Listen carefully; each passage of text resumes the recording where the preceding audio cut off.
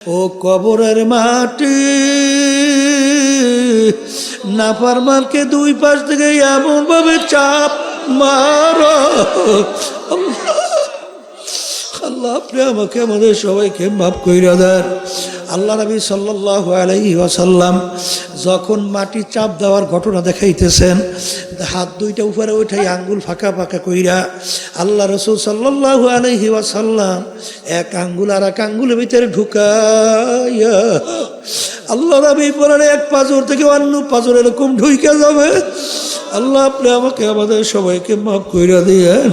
কি যাতনা বিষে বুঝি বিষে কিসে কবু আসে বিষে ধ্বংসিনী যারে বাজান যার মাথা ব্যথা করে সেই একমাত্র বোঝে মাথার ব্যথার কি জ্বালা। আল্লাহু আল্লাহ যার পেটের ভিতরে ব্যথা সেই একমাত্র বোঝে পেটের ব্যথার কি জ্বালা। যার শরীরের ভিতরে আগুন লাগা যায় সে বোঝে আগুনের কত জ্বালা। ঠিক আমার বাজানদেরকে বলবো, পর্দা আলে মা বোনদেরকে বলবো, আল্লাহর হাবিব বলে কোনো নাফরমানে কবরের ভিতরে জাহান্নামের আগুন এসে বইরে যাবে। আল্লাহ আপনি আমাকে আমাদের সবাইকে মাফ কইরা দিয়েন।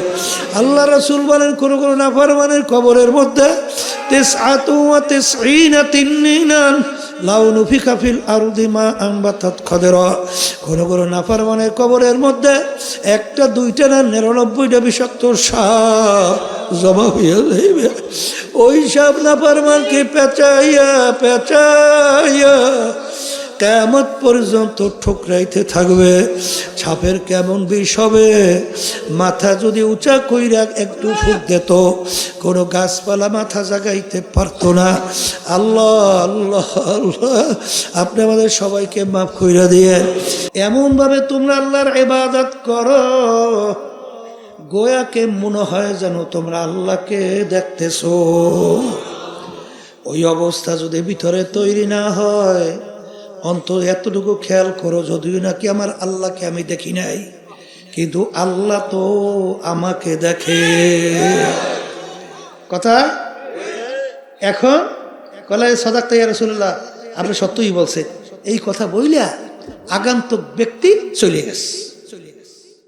এখন সাহাবায়ে কেরাম বলতেছেন ব্যাপার কি ব্যাপার কি কে ব্যক্তি বুঝলাম না কিছু। আল্লাহ রাসূল সাল্লাল্লাহু আলাইহি ওয়াসাল্লাম বলেন এ আমার সাহাবারা তোমরা ব্যক্তিকে কেউ চেনছো? বলে হুজুর চিনি নেই। তখন আল্লাহ রাসূল সাল্লাল্লাহু আলাইহি ওয়াসাল্লাম বলেন জিবরাইলু আতাকুম লিউআল্লিমাকুম দীনাকুম। জিবরাইল আলাইহিস সালাতু ওয়াস সালাম আসছে কেন? তোমাদেরকে দ্বীন শিক্ষা দেওয়ার জন্য। তাহলে দ্বীন কি বলেন? ঈমান, ইসলাম, ইহসান। এই তিনটা জিনিস মিললে তার নাম কি? দ্বীন। তার নাম কি? এক শ্রেণী আমার বাজান আছে ইহসান মোটে স্বীকারই করতে চায়। নাউজুবিল্লাহ। হেই হাদিসের ভিতরে আল্লাহ রাসূল সাল্লাল্লাহু আলাইহি ওয়াসাল্লাম কি বলেন? লা সালাতা ইল্লা বিহুজুরিল কলব। তোমার ওই নামাজটা হবে না যেই নামাজের ভিতরে খুশু খুজু হুজুরি কলব নাই। এটাকে ভিতরে অবস্থা না বাজি আবার কর হ্যাঁ? তাহলে তুমি ইহসান স্বীকার করো না? হ্যাঁ তুমি তো সব খুয়াইছো। কারণ ইলম দুই প্রকার, ইলমে জাহির ইলমে বাতিন। প্রকাশ্য বিতর্কত। নামাজের ভিতরে অবস্থান কয়টা? বাজি ভিতর কথা কয় না। এহসানের চিন্তা নাই। ওদিকে তো খুব লকব লাগাইয়া চলি, বেকায়দা বেকায়দা কায়দা নাই। কথা ঠিক না বেটি? দিন কিন্তু পরিপূর্ণ। আমি প্রথমে সেই আয়াত শরীফ তেলাওয়াত করছি। দিনের ভিতরে বাড়তি কোনো কোন দিক নাই। আর আল্লাহ বলছেন দিনের ভিতরে পুরো ঢোকো। আংশিক মানবা তো ওই আব্দুল্লাহ ইবনে সালাম রাদিয়াল্লাহু তাআলা পাগলামি মনে করিয়েন না। এই জন্য আমার বাজানদেরকে বলবো শোনেন আল্লাহ রাসূল সাল্লাল্লাহু আলাইহি ওয়াসাল্লামের মৌলিক 4টা কাজ ছিল। জোরে বলেন কয়টা? এই বলেন, মুখুরিয়া বলেন। 1 নম্বর মুখস্থ করেন দাওয়াত, 2 নম্বরে তালিম, 3 নম্বরে তাজকিয়ান নফস, 4 নম্বরে জিহাদ। এই মৌলিক 4টা, এর নাম হলো দিন। এক শ্রেণী আমার বাজানরা শুধু দাওয়াতের মধ্যে আছে, তালিমের খবর নাই, কথা কয় না। এই অনেক সর্বনের মুজাহিদ কম সংখ্যা আল্লাহর রহমতে, এই খুব নিজে দরবেশ, ওদিকে নামাজের ভিতরে সূরা সহি নাই, কেরা সহি নাই, জরুরি মাসালা জানে না। তোমার নামাজ তো হয় না বাজান। এই নামাজের ভিতরে কেরা সহি তেলাওয়াত করা ফরজ না, না ওয়াজিব, না সুন্নাত? বলেন ফরজ। অনেকে বুঝেও তো না। শোনেন, আরবি শব্দ একটু টানের ব্যতিক্রম হয়ে গেলে অর্থ পরিবর্তন হয়ে যায়, হয় না? যেমন আমরা কি বলি, লা ইলাহা ইল্লাল্লাহ ফাদাখালাল জান্নাহ। এই লা ইলাহা ইল্লাল্লাহ পড়বা বেহেশতে ঢুকবা। একজনের লা নাটাই না, যদি পরে অর্থ কি? আমরা বলছি আল্লাহ বাদে কেহ মাবুদ নাই, সৃষ্টিকর্তা নাই, আইন দেওয়ার কেউ নাই, ক্ষমতার মালিক নাই। কিন্তু আপনি যদি নাটাই না পড়েন, অর্থ হইবে আরো আছে, কথা কয় না? কি অর্থ পার্থক্য হয়েছে না? হয় না? এই বাংলাদেশে ফ্যাসিস্ট 5ই আগস্ট পলাইছে না, খানা পাক করিও খেয়ে যেতে পারে নাই। আল্লাহ দেখাইছে কুলিল্লাহুম্মা মালিকাল, এই সকালে ধনী বিকালে পাক করে খাইয়ে যাইতে পারে নাই। কি মালিকের ব্যাপার বুঝলেন তো কিছু? মালিক কেমনে দেখায়?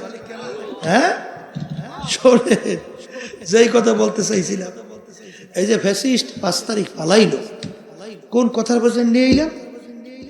হ্যাঁ, ওলা ও তাদের দলীয় এক নেতা বলতেছে, আমার বাপ মায়ের জানাজা নামাজ হুজুরকে পড়ান দরকার নাই, ও আমিই পারবো, আমরাই মানে হুজুরকে দেখতেই পারে না। এখন একটা কত লাগবে, এখন হ্যাঁ বাপ মায়ের জানাজা হুজুরকে লাগবে না, হেই পারবে। তাই পারবা ঠিক। ওই এক মন্ত্রী শেখ মুজিবুর রহমানের জন্য দোয়া করছিল না, মনে আছে? আল্লাহ আমার নেতা শেখ মুজিবুরকে জাহান্নামের মধ্যে একটা উঁচু স্থান দান কইরে। কি বলছে? তাই কপাল পরা, তুই যদি দোয়া করো তো আগেই তুই বাড়াবি জাহান্নামে। কথা ভুল না ঠিক? হুজুরকে লাগে না, তাহলে জাহান্নামে পাঠাইতেও সময় লাগে না, কথা বলছে। এই এক শ্রেণী, তাইলে টানের ভিতরে অর্থ কি হয় কর না? এখন নামাজের ভিতরে সহিভাবে তেলাওয়াত করা কি? বলেন ফরজ, বলেন ফরজ, বলেন ফরজ। তোমার যদি সহিভাবে, এই এক শ্রেণী আমার বাজান আছে, বুড়ো হয়ে গেছে, এখন বলে হুজুর এই বয়সে আলেমও কেমন, কোরআনের সহি কর্ম কেমনি? এই কোরআন কারিমের ছোট ছোট সূরা নাই? হ্যাঁ, কুল হু আল্লাহ আছে, ফালাক, নাস, ওয়াল আসরি, ইন্না আতাইনা আছে, সূরা ফাতিহা। এই মোটামুটি ফাতিহা সহ 4টে সূরা যদি আপনি সহি করতে পারেন, যতদিন বাঁচবে না, যতদিন ঘুরেই ঘুরেই নামাজ পড়বেন, আল্লাহ নামাজ সহি। এতটুকু পারবেন না, বেহেশতে যাইবেন। হ্যাঁ, আল্লাহ রাব্বুল আলামিন অপেক্ষা করতে আছে তোমার জন্য। তুমি আসো, সাজাইয়ে ভরাই তোমার বেহেশতে দেবে। কেনুর চোটে তারা ব্যাখ্যা করিয়ে ফেলাইবে, কথা ঠিক কিনা? এই জন্য আল্লাহ রাসূল সাল্লাল্লাহু আলাইহি ওয়াসাল্লাম বলছেন, তলাবুল ইলমে ফারিজাতুন আলা কুল্লি মুসলিম। প্রত্যেকটা মুসলমান মহিলা পুরুষ ইলমে দ্বীন শিক্ষা করা ফরজ। এটা কিন্তু আবার দাওরা হাদিস কামেল পাস এইটা কিন্তু না। আমল করার জন্য যে ইলমগুলো দরকার, এগুলো শিক্ষা করার জন্যই তো আল্লাহর কুতুবেরা এই যে সর্বনায় তরিকা শোনেন, 5 ঔষধ সাপ্তাহিক তালিম আছে না, হালকা জায়গায় শোনেন না, কামটা করে কি? কাজটা তো এইটাই করে, তোমার সুরা সহি করে, তোমার জরুরি মাসালাগুলো শিক্ষা দেয়, কাম তো এইটাই করে। কথা ঠিক না ঠিক? এবার আব্বাজান রহমাতুল্লাহি আলাইহি বয়স্কদের জন্য, যারা সময় দিতে পারে না, একটা বয়স্ক কোরআনুল কারীমের প্রতিষ্ঠিত করে গেছে। যদি 15 দিন আপনি 1 ঘন্টার জন্য সময় দেন, কয় ঘন্টা? এরকম 15 দিন যদি 1 ঘন্টা সময় দেন, আল্লাহর রহমতে আপনি একজন আলেম হইতে পারবেন। তাই নাকি তালিম লাগবে? আসতে কন লাগবে, লাগবে। এই জন্য আমার আব্বাজান রহমাতুল্লাহ আলাইহি বলতেন, দাদাজান এই কথা উদ্ধৃতি দিয়া, এই চরমনায়ের কোনো মুজাহিদ মূর্খ থাকতে পারবে না, প্রত্যেকটা চরমনায় মুজাহিদ আলেম হওয়া লাগবে। কথা ঠিক? আর এই কথা যারা মানছে আল্লাহ বরকত দিয়েছে। আমাদের চরমনায় এক শিক্ষক ছিল, আমারও স্যার, ওই যুগে বিএসসি ফার্স্ট ক্লাস পাইছিল। কথা বলছে, ওই সময় বিএসসি ফার্স্ট ক্লাস অত সহজ না, তাই বিএসসি ফার্স্ট ক্লাস পাইছে, এখন বড় অফিসার হয়ে যাবে, কেন ওই ফার্স্ট ক্লাস ওই সময় বিরল না। কিন্তু সে বিভিন্ন দিক থেকে চিন্তা ভাবনা করিয়া চরমনাই মাদ্রাসায় শিক্ষক হিসেবে ঢুকছে, অঙ্ক টিচার। আমরা তার কাছে পড়ছি, কিন্তু তার উপাধি লাগাইছে লোকজনে বিএসসি মুফতি। বিএসসি মুফতি বোঝেন নাই? বুঝি বিএসসি মুফতি বোঝেন?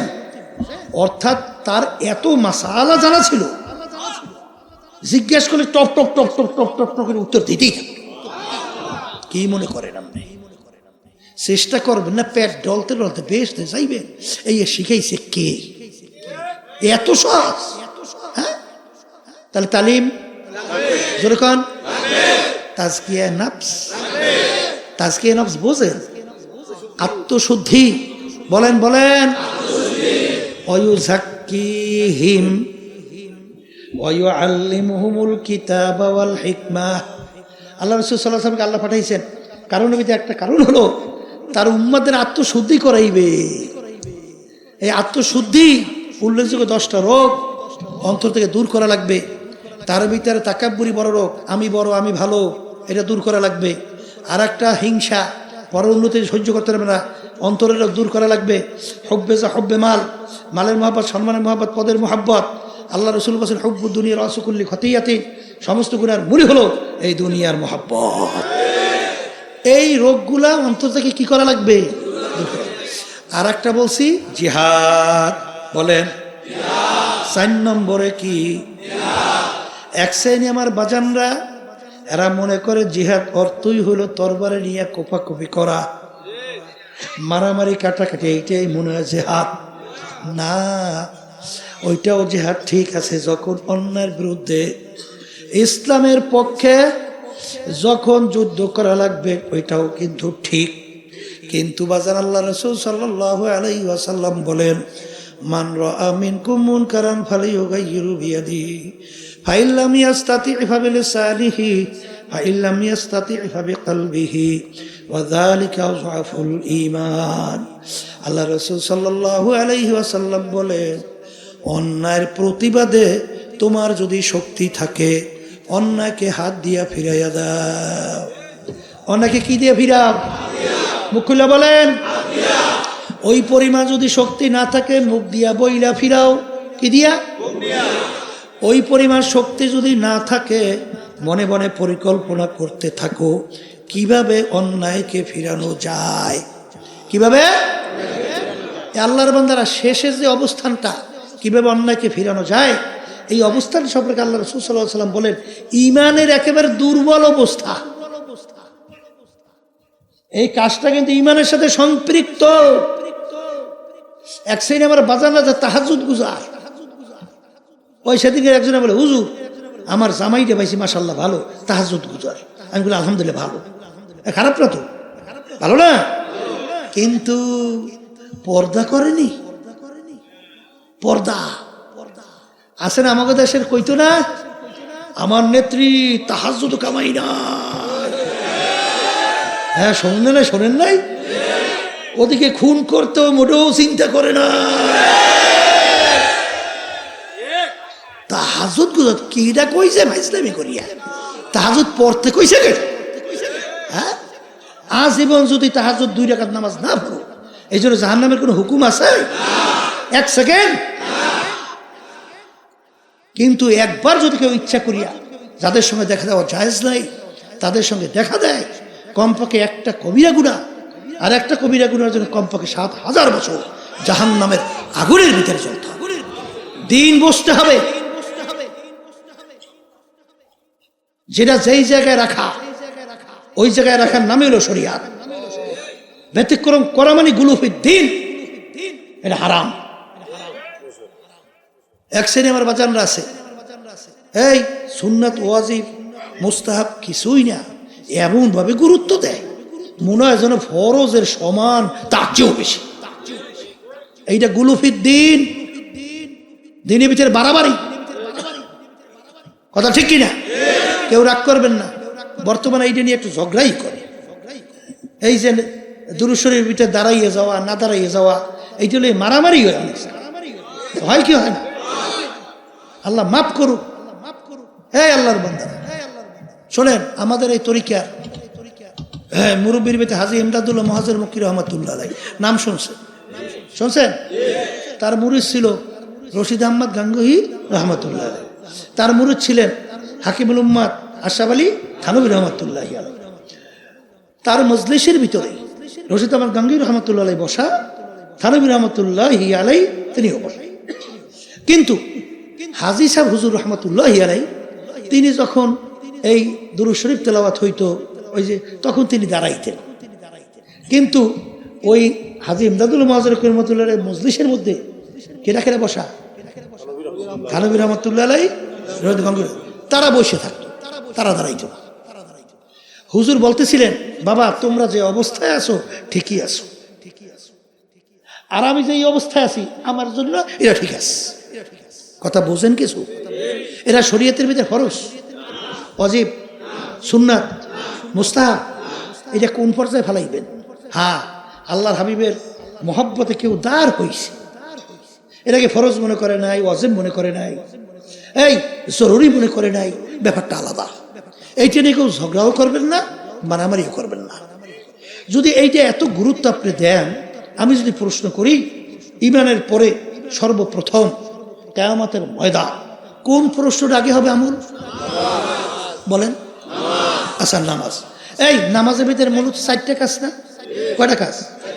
দাঁড়ানো, রুকু, বসা, সেজদা, এই 4টে তো। আচ্ছা, এই নামাজের ভিতরে দুরূদ শরীফ আছে? দাঁড়ানো অবস্থায় দুরূদ শরীফ পড়ছেন কি? পড়েন নাই? রুকুতে, সেজদায়? আচ্ছা, আছে তো। কখন? আচ্ছা, বসা অবস্থায় যখন আপনি দুরূদ শরীফ তেলাওয়াত করছেন, তখন আল্লাহ রাসূল সাল্লাল্লাহু আলাইহি ওয়াসাল্লাম নাম আসে নাই? আসতে কয়। তখন আপনি দাঁড়াইলেন না কেন? যদি আল্লাহ রাসূল সাল্লাল্লাহু আলাইহি ওয়াসাল্লামের নাম শুনে দাঁড়াইতেই হয়, তাহলে তখন দাঁড়াইলেন না কেন? তখন দাঁড়াইলে নামাজ হবে? হবে হবে? হ্যাঁ, তাহলে আমার বাজানদেরকে বলো, পর্দার মা বোনরা যারা শুনতেছে, দিন যেটা যেখানে ওই অবস্থায় রাখতে হবে। কথা ঠিক? বর্তমানে অন্যায়ের প্রতিবাদে আল্লাহ মাফ করুক আমাকে সহ সবাইকে। এক শ্রেণী বর্তমানে আমাকে যাইতে বাইরে বুঝে, মানে আমাকে লেভেলের যারা আমরা আলেম কই, বুঝলেন নাই? এরা অনেক সময় ফাসেকদের এমন প্রশংসা করে মনে হয় যেন এখন মাত্র আল্লাহর ওলি আসমান থেকে নাজিল হইছে। কথা ভুল কইছি না ঠিক কইছি? ও সুবহানাল্লাহ। ওদিকে হাদিসের ভিতরে আসছে, ফাসেকদের যখন প্রশংসা করা হয়, আল্লাহ রাব্বুল আলামিনের আরশ থরথর করে কাঁপতে থাকে। এর মূল কারণ হলো হুব্বুদ দুনিয়া। বলে রাসু কুল্লি খতিয়াতিন, সমস্ত গুনার মূলই হলো এই দুনিয়ার মোহ। কথা ঠিক না বেঠিক?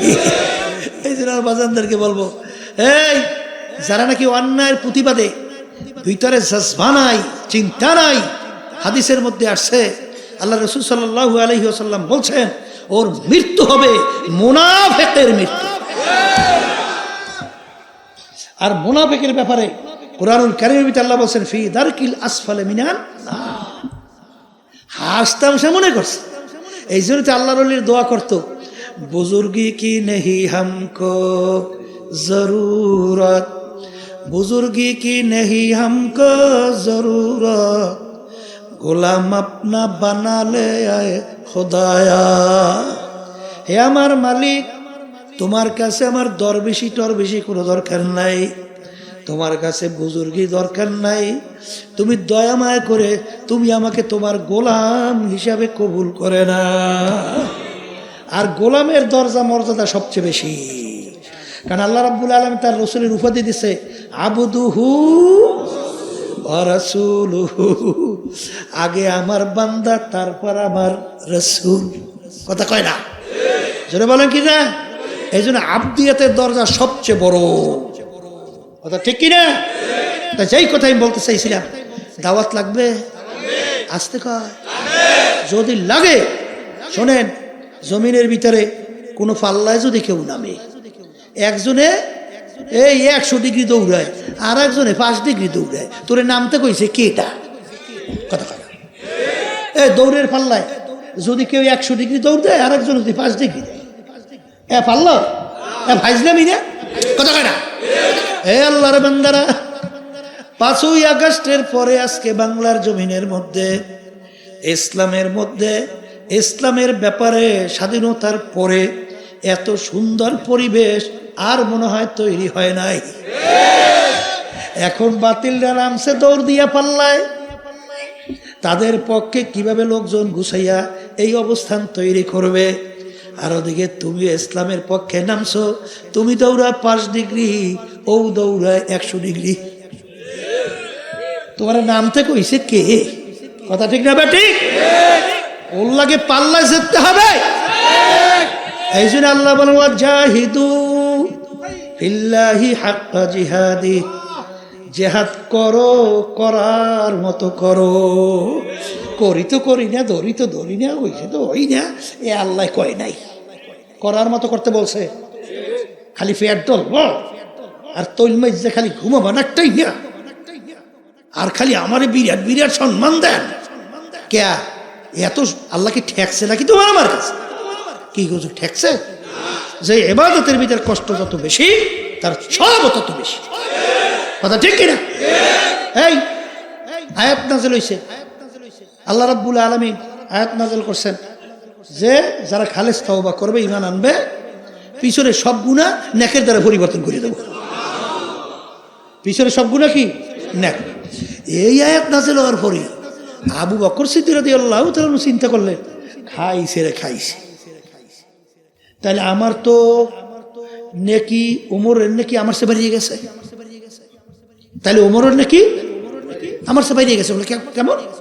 বলে ওমর যখন ওই কাফেরের অন্তর্ভুক্ত ছিল তখন ও যে দুষ্টামি করছে, অত দুষ্টামি আমি করতে পারিনি। কথা হয় না?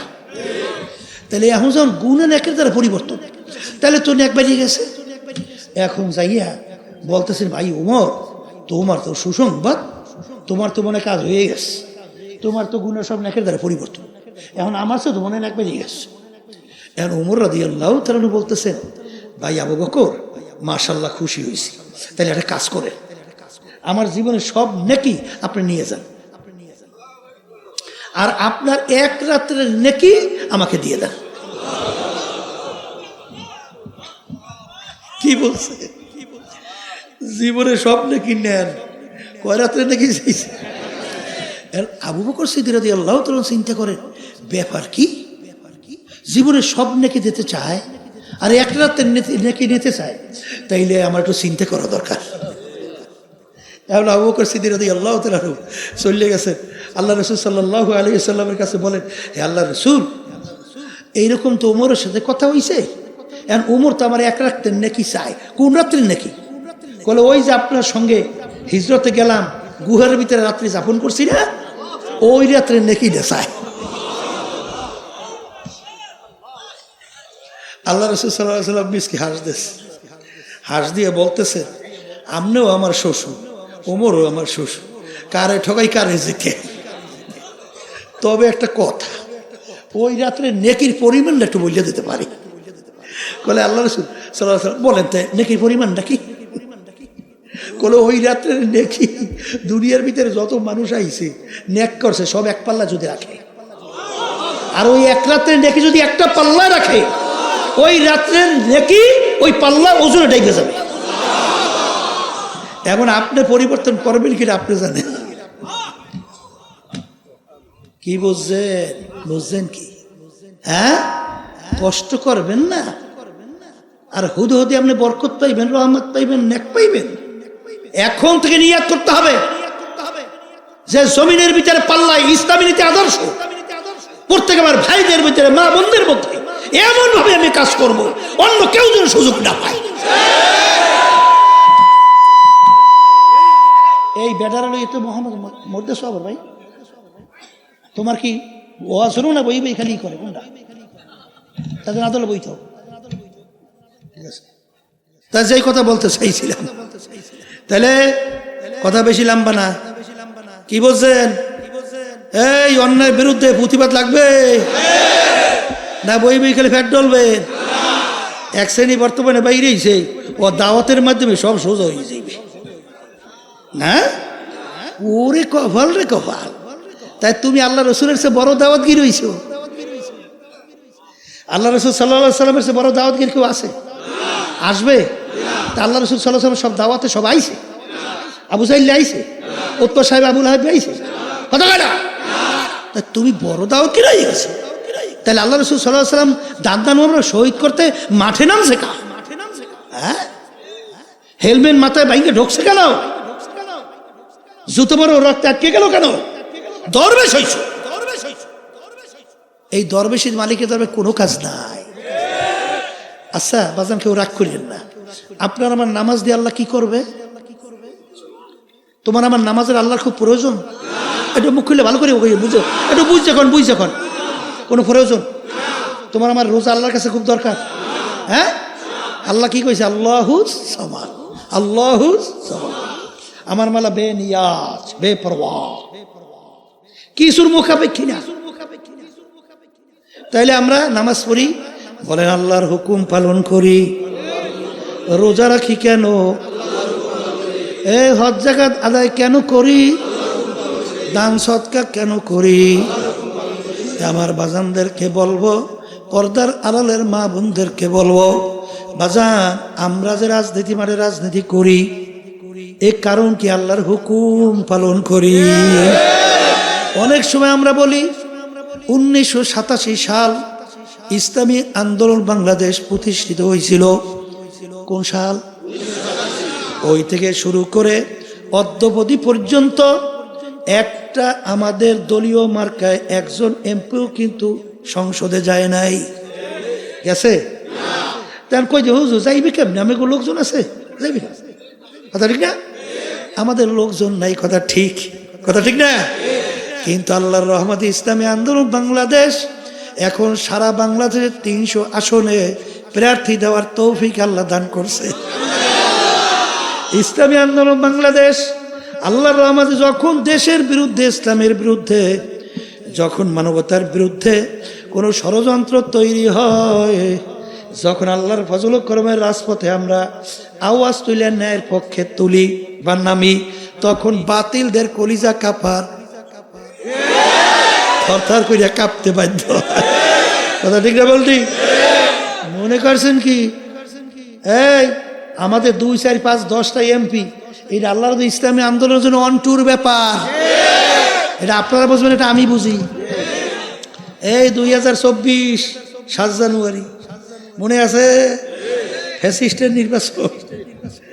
আমাদেরকে নির্বাচন নেওয়ার জন্য কি করছে আপনারা জানেন তো? আমি জানি। কথা বুঝেন না? এই পাগল বানাই ফেলাইছে। শেষ পর্যন্ত এমনকি বিরোধী দল বানাবার চিন্তাও করছে। কিন্তু আমরা বলছি ইসলামী আন্দোলন বাংলাদেশ রাজনীতি করি ইবাদতের জন্য, নট ইসলাম কি বিকাইয়া স্বার্থ হাসিল করবে অন্যত্র ব্যবহার হবো আমরা। এ পাগলামি 53 বছর বাংলাদেশে দেখছি।